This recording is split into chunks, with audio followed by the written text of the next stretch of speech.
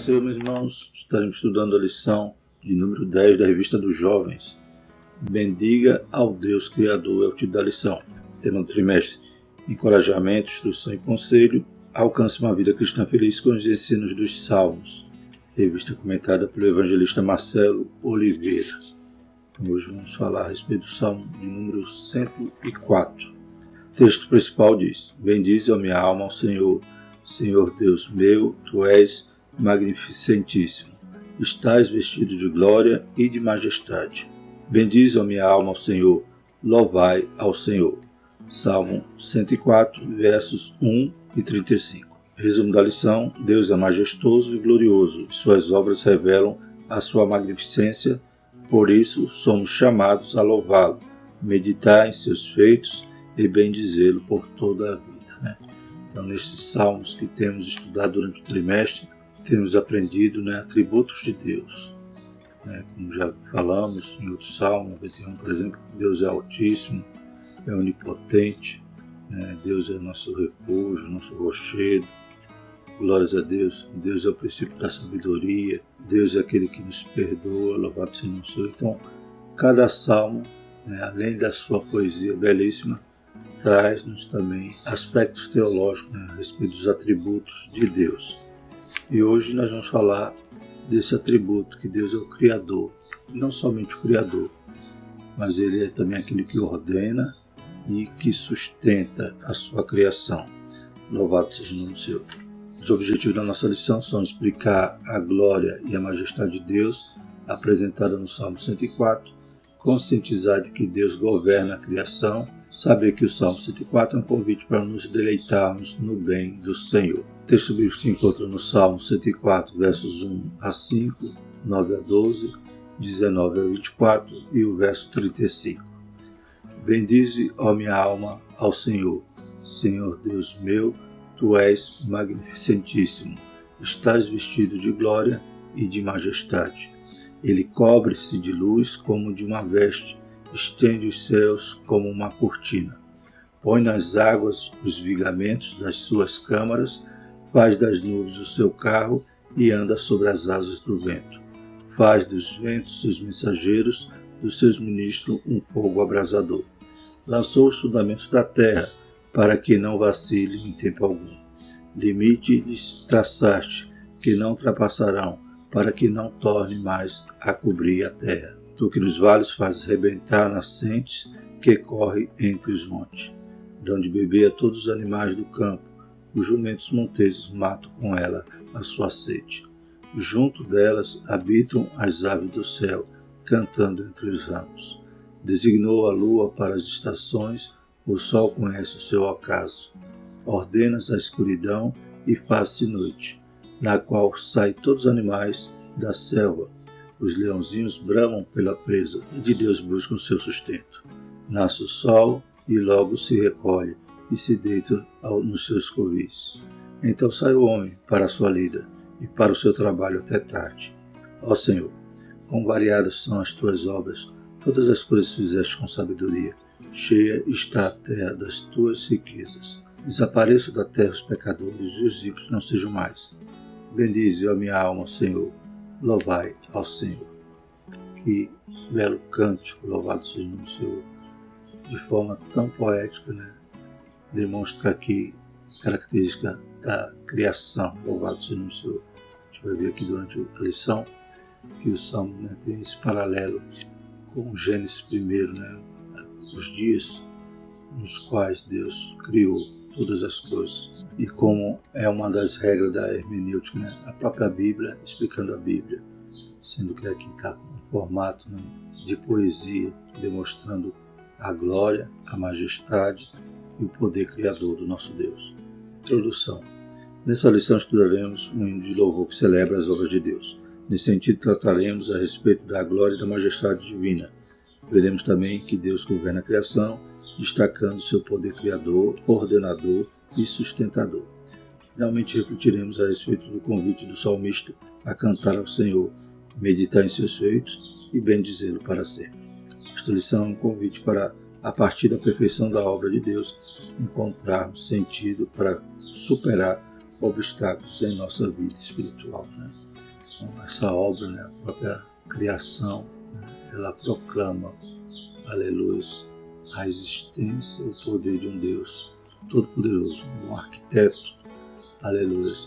Não como os homens pensam e imaginam que tudo surgiu por acaso. A gente vê que tudo funciona perfeitamente. No livro Conhecendo as Escrituras, de Maya Perman, ele traça, né, alguns argumentos sobre a existência de Deus, que a Bíblia ela não se retém para provar que Deus existe. Deus já se revela nela, né? Os homens já falam com Deus. Então não tem necessidade da Bíblia trazer argumentos ou pensamentos filosóficos a respeito da existência de Deus. Mas, olhando para a própria criação, a gente vê que ela declara um Deus poderoso, um Deus criador, um Deus que formou tudo, colocou tudo no seu devido lugar, ordenou e tem sustentado. Glórias a Deus. E um dos argumentos de Maya Perman é, por exemplo, alguém andando numa praia pode tropeçar em uma pedra, né? Ainda que aquela pedra tenha sido formada ali por milhares de anos com o movimento das águas, né, tendo sido moldada pelos ventos, pela areia, né, ela pode até ter um aspecto bonito, belo, e alguém poderia até pensar, não, aqui foi o acaso, né? Essa pedra foi desgastando e se tornou nesse formato. Mas quem poderia, nessa mesma praia, tropeçar em um relógio e ver todas, né, as suas engrenagens, todo o seu funcionamento sincronizado, perfeito, sem que nada saia do lugar, glórias a Deus, e dizer que aquele relógio foi obra do acaso? Quando a gente olha para a criação, né, e vê cada ser vivo na Terra, vê o ser humano, tudo criado no seu lugar, funcionando perfeitamente, vê o próprio planeta, né, que gira em torno de si mesmo, que está girando em órbita do Sol, e se mudasse 1 milímetro que fosse a órbita, e se a gravidade da Terra não sustentasse essa atmosfera, se algo saísse do lugar em algumas frações de milímetro, se algo saísse dos seus eixos, não haveria vida na Terra. Então está tudo funcionando como se fosse um relógio, cada engrenagem rodando no seu devido lugar. Então, obviamente, né, essa máquina, esse relógio, todos os organismos vivos não foram por acaso. Deus criou, Deus ordenou, Deus deu, né, um propósito, um desígnio, uma função, e Deus sustenta. Louvado seja o Senhor. Todas as coisas foram criadas por Ele, em Jesus, e tudo subsiste nele. Louvado seja o nome do Senhor. Primeiro tópico da nossa lição, a glória e a majestade de Deus. Primeiro subtópico, estrutura do Salmo 104. O Salmo 104 inicia e encerra com a seguinte expressão: bendize a minha alma ao Senhor. Ele é um hino de celebração da criação de Deus, das coisas ordenadas e sustentadas por Ele mesmo. Muitos estudiosos o remontam ao primeiro e ao segundo capítulo de Gênesis. Por isso podemos apreciar uma divisão do Salmo 104, parecida com os dias de Gênesis. Primeiro dia, luz, então a gente encontra isso no versículo 2a, então tem esse paralelo, né? Mas de forma muito mais bela, né? O Salmo 104 nos traz nessa linguagem poética. Então, a criação da luz está lá em Gênesis 1, que fala a respeito do que Deus fez no primeiro dia. E no Salmo também encontramos essa criação. No verso 2, ele cobre-se de luz como de uma veste, estende os céus como uma cortina. Glórias a Deus. Segundo dia, a divisão das águas, nos versos 2, parte B até o 4. Terceiro dia, separação entre terra e água, versos 5 ao 13. Vegetação e árvore, versos 14 ao 18. Quarto dia, luzeiros como guardião do templo, versos 19 ao 24. Quinto dia, criaturas marinhas, versos 25 e 26. Sexto dia, animais terrestres, o homem, versos 21 a 24. E alimentos para as criaturas, versos 27 a 30. Assim, essa estrutura revela a majestade e a glória do Criador, e por isso somos convidados a deleitar a nossa alma à vista do maravilhoso trabalho natural do Deus Todo-Poderoso, né? Então, podemos nos deleitar ao contemplar, né, a magnificência do nosso Deus. A glória, toda a glória é dele, porque foi ele que fez tudo. Ele é dono de tudo. Glórias a Deus. e Ele está no controle de tudo. Toda sua palavra é fiel e verdadeira e não passará. Passa os céus e a terra, mas a palavra do Senhor, ela permanece para sempre. Ela se cumpre cabalmente na íntegra. Louvado seja o nome do Senhor. Segundo o subtópico, Deus está vestido de glória e majestade. Os versículos 1 e 2 dizem: Deus está vestido de glória e majestade. Além do céu serem uma cortina, as águas, os ligamentos e a sua moradia, bem como os anjos e ministros, ventos e labareda de fogo, é o Deus que, assentado sobre o globo terra, conforme Isaías 40:22, em que a glória e majestade revelam a sua face e o seu santuário revela a sua força e formosura. Salmo 96, versículo 6.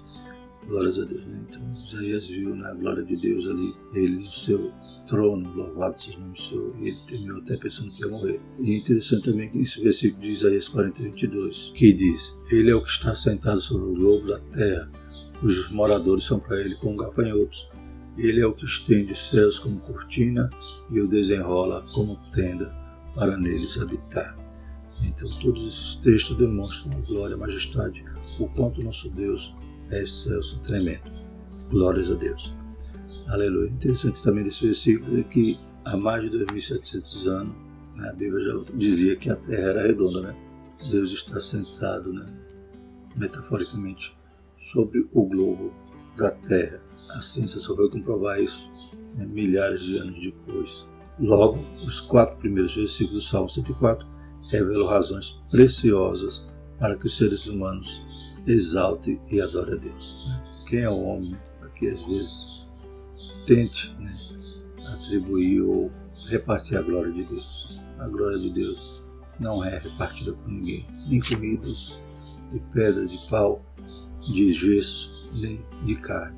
Infelizmente muitos não entendem, né, a majestade, né, a soberania, né, do nosso Deus. Glórias a Deus. Ele está acima de tudo. Bendito é o Senhor. Terceiro subtópico, contemplando a glória de Deus. É bem possível que você esteja vivendo dias que não se sinta disposto a bendizer o Senhor. Pode ser que uma tormenta misturada ao furacão tenha se abatido sobre a sua vida. Uma decepção com o vestibular ou outra com uma vaga de emprego que não se abriu, uma decepção afetiva ou qualquer outra circunstância que trouxe incômodo à sua alma. Muitas vezes a nossa fé é posta à prova diante de uma experiência de sofrimento. Uns acabam perdendo a fé nesse processo, mas outros conseguem superá-lo e sair fortalecido com a força do Espírito Santo. Isso acontece quando eles compreendem que o Deus majestoso revela a sua glória, força e formosura até mesmo em momentos sombrios. Ainda que o momento seja de vazio e sem forma, todavia Deus é poderoso para dar acabamento perfeito.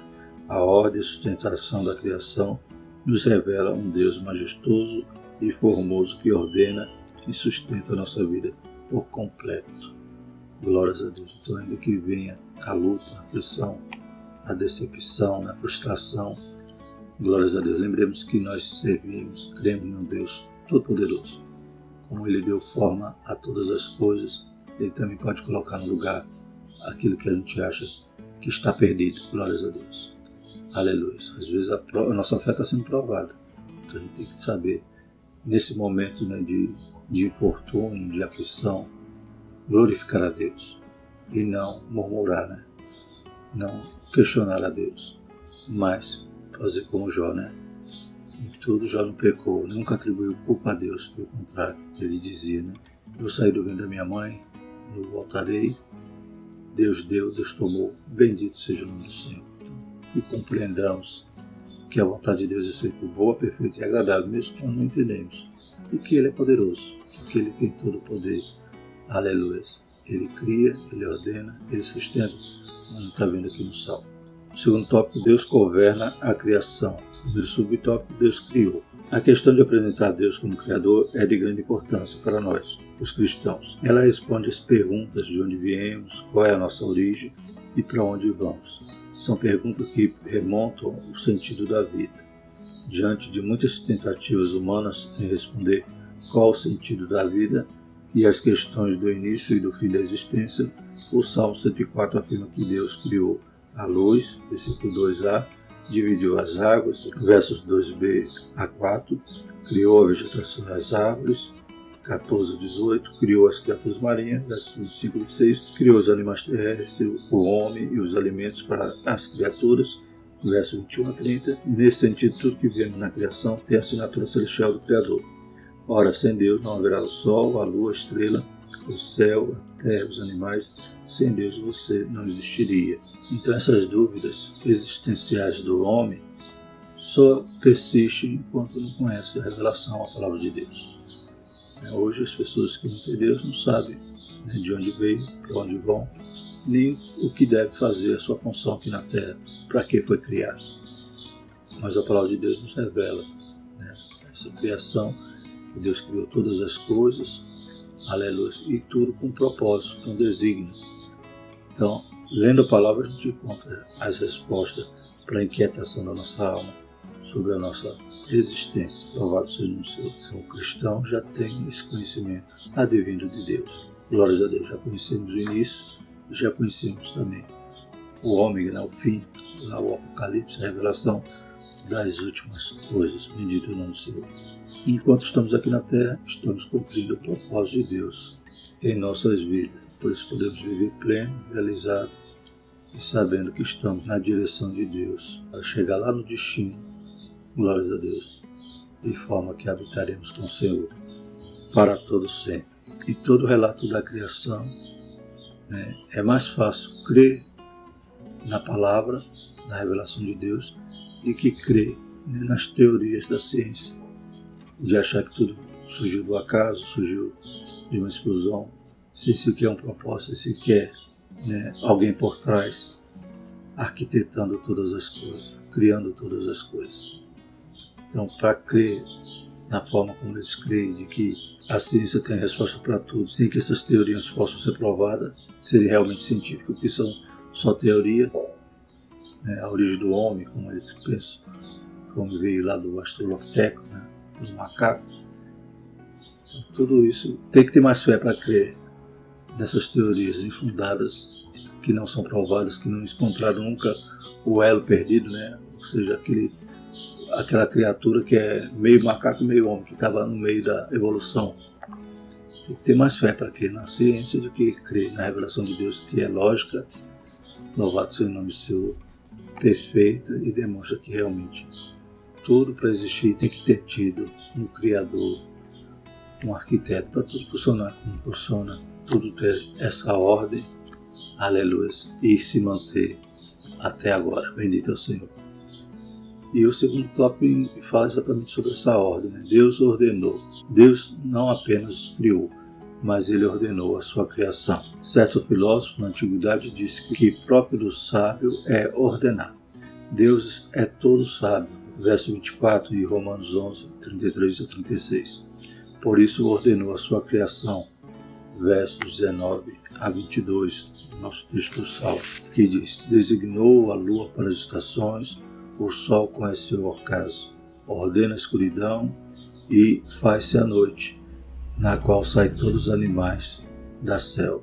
No 22 diz: nasce o sol e se recolhe e se deita nos seus covis. Então sai o homem para a sua lida e para o seu trabalho até a tarde. Glórias a Deus. Tudo ordenado, tudo funcionando conforme o desígnio de Deus. Até quimicamente, biologicamente, é comprovado que cada fase da nossa vida, do nosso dia, está cumprindo uma determinada ordem. Bendito no Senhor. Cada fase da vida do ser humano, de nascer, de crescer, aprender, se desenvolver, se multiplicar e morrer, tudo se cumpre uma lei pré-ordenada. Pense nos ciclos das estações do ano, verão, outono, inverno, primavera, tudo ordenado pelo Criador. Pense no ciclo vital das plantas, germinação da semente, crescimento da planta e produção de novas sementes. Assim também no ciclo vital dos seres vivos, nasce, desenvolve, se reproduz e morre. Pense ainda nas fases do desenvolvimento do ser humano, infância, adolescência, fase adulta e velhice. Tudo na criação, tanto humana quanto vegetal, tem um tempo estabelecido e ordenado por Deus. Eclesiastes 3, 1 a 8. Isso não é aleatório ou por acaso, mas revela um Criador que ordenou com precisão e que criou. Gênesis 1, 6 a 13. Por acaso, a sua vida não pode ser ordenada por Ele? Glórias a Deus. Então, se Ele organizou tudo direitinho, deixa Ele organizar também a sua vida. Aleluia. Ouça o conselho de Deus através da sua palavra. Viva conforme a vontade de Deus, para que vá tudo certinho. Porque de outra forma, a gente acaba tirando o trem, né, dos trilhos e desordenando tudo, bagunçando. Por isso que de vez em quando a gente está nos pés do Senhor pedindo a sua graça, a sua misericórdia, para que Ele volte a colocar as coisas no lugar. Deus sustenta, glórias a Deus. Terceiro subtópico. Deus criou, ordenou e não abandonou a criação. Ele estabeleceu as leis naturais que garantem o sustento e o desenvolvimento de tudo que formou. A respeito do ser humano, a palavra de Deus diz: fala o Senhor, que forma o espírito do homem dentro dele. Zacarias 12:1. Já parou para pensar que além do sustento físico, Deus sustenta a vida interior do ser humano? Você tem dentro de si algumas faculdades cognitivas sem as quais a vida seria impossível. Memória, atenção, imaginação, vontade, linguagem, etc. Então Deus sustenta e tudo subsiste nele, por ele. Glórias a Deus. Tem um hino de Álvaro Tito que ele dizia que Deus candeceia as batidas do nosso coração. Quando eu ouço esse verso, me vem a imagem de Deus como um maestro regendo o coração. Aleluia. Enquanto ele estiver fazendo assim, o coração está bombeando. Mas imaginou se quando ele diz que para a música parar, quando faz o sinal do maestro lá, para a música encerrar, o coração também vai parar. Então Deus sustenta nos mínimos detalhes todo o nosso ser e também espiritualmente, pois Ele nos dá o Espírito Santo, nos dá comunhão e paz com Ele mesmo. Glórias a Deus. A Bíblia diz que o pecado faz separação entre Deus e o homem, mas o Senhor veio também abolir essa barreira através do sangue de Jesus. Então Ele criou, Ele ordenou, Ele sustenta e Ele está perto. Ele não é o Deus do deísmo que criou o mundo e foi embora e deixou-se vir.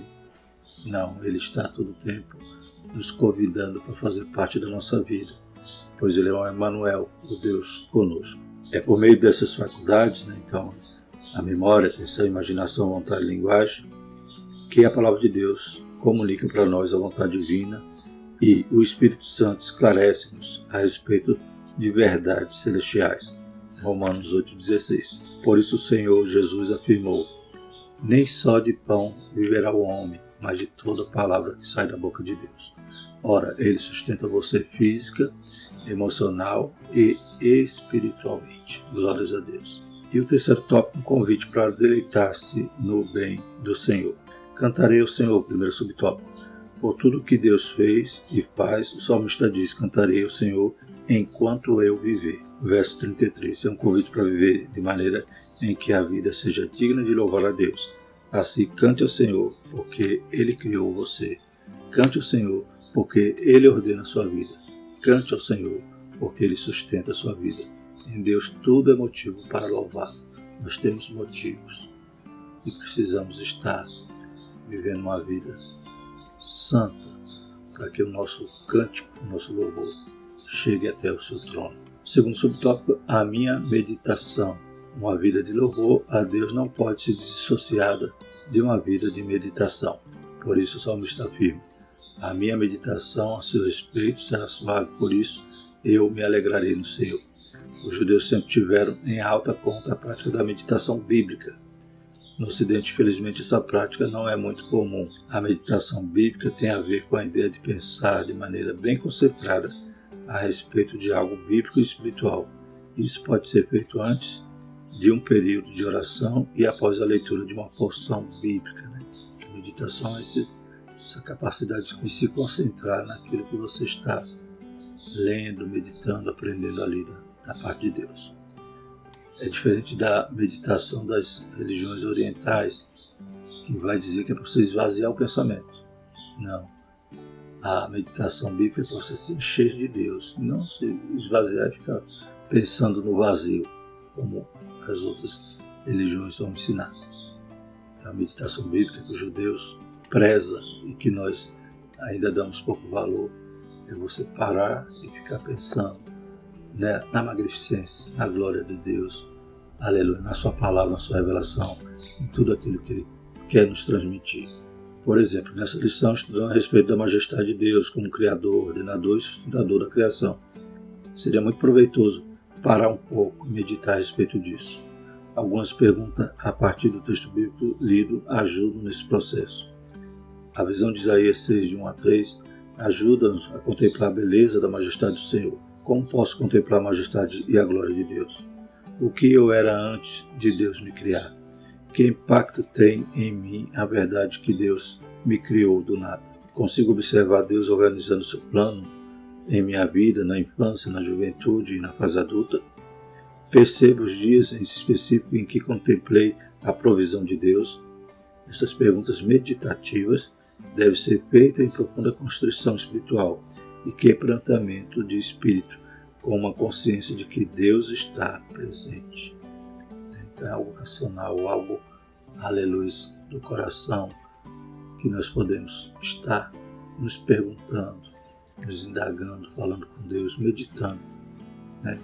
Conforme o exemplo desse salmo, poderíamos ter muitas meditações, muitos questionamentos que, né, poderíamos estar conversando com a nossa própria alma, como diz o salmista, que se queixa minha alma, né?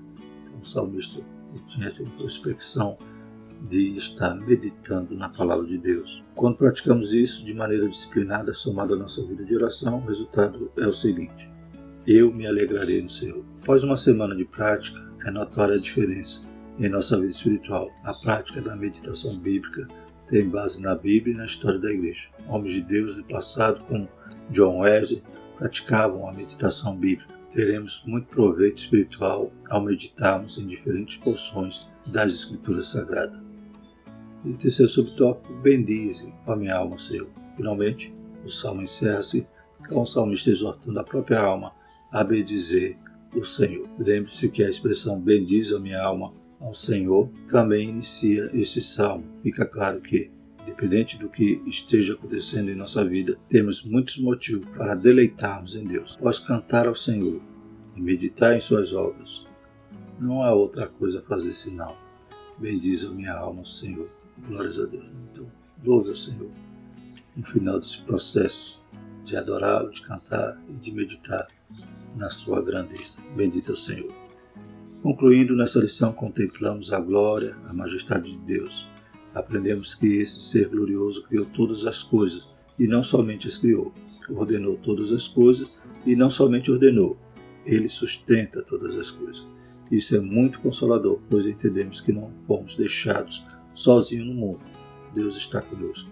Por isso, esse é o tempo em que devemos cantar ao Senhor, meditar em suas obras e bendizê-lo verdadeiramente. Como a Bíblia diz, né? Ainda que uma mãe que amamenta o filho porventura esquecesse, né? Porém Deus não se esquece de nós. Próxima lição, livramento e ação de graça. Glórias a Deus. Vamos estudar o Salmo 116. Amém? Vamos orar e agradecer a Deus por esse estudo maravilhoso. Santo Eterno Deus. Aleluia. Obrigado, Pai, por mais uma porção da Tua Palavra que estamos, Pai, a partir desse momento gravando em nossos corações. Deus poderoso, Deus Criador, aleluia. Tu és, Pai, aleluia, verdadeiramente cheio de majestade e glória. Possamos reconhecer a Tua grandeza, o Teu cuidado, Pai, o Teu amor para com nossas vidas. Nos perdoa, nos ajuda, que nós possamos cumprir todo o propósito que o Senhor tem em nossas vidas. Possamos estar seguindo, Pai, o caminho que o Senhor tem traçado.